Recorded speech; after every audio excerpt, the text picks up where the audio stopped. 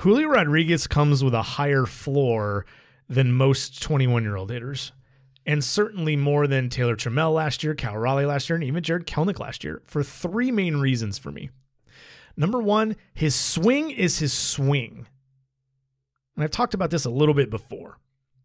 A major advantage Julio Rodriguez has is he doesn't have to load up or change to dial up power. It's just there. That's just his swing. Julio Rodriguez is going to hit 2 strike home runs to the opposite field this year. There's a lot of Nelson Cruz in what Julio Rodriguez can do.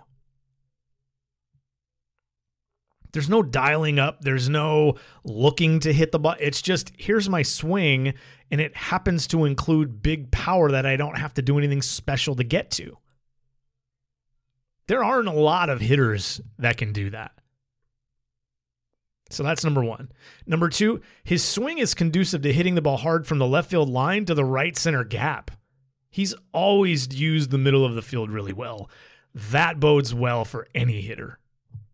Think of some of your favorite hitters over time. And I'm just not talking about the Tony Gwynns and the Rod Carews. Think about guys who had power too.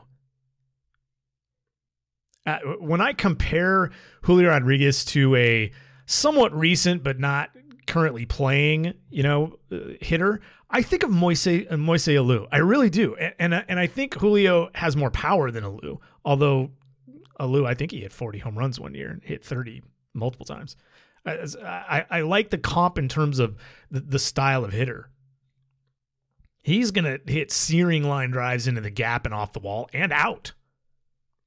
But Rodriguez is going to be able to do it to center field and right center field a little more than Alou did.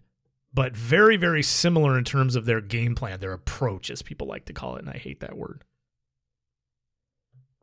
So that's number two. Number three, he just approaches, and we've gone over this, and you've heard the media just beat this to death.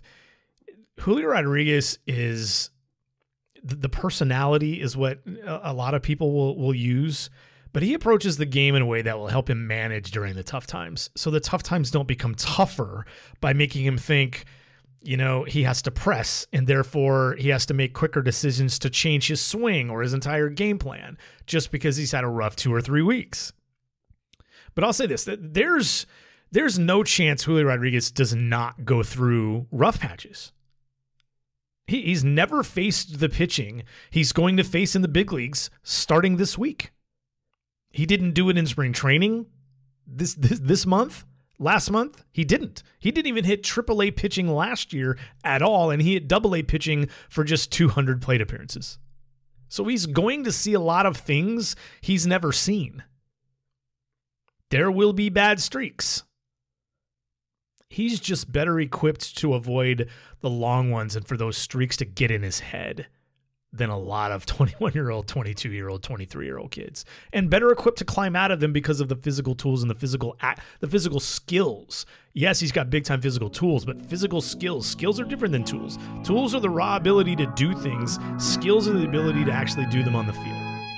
Hey, it's Jason Churchill. To get the full episode, as well as every other episode of the podcast, past and future, subscribe for as little as $5 per month by going to bit.ly/getthepod. That's bit.ly/getthepod, all one word. A link you can also find on my Twitter profile. Hey, thanks for checking out Baseball Things.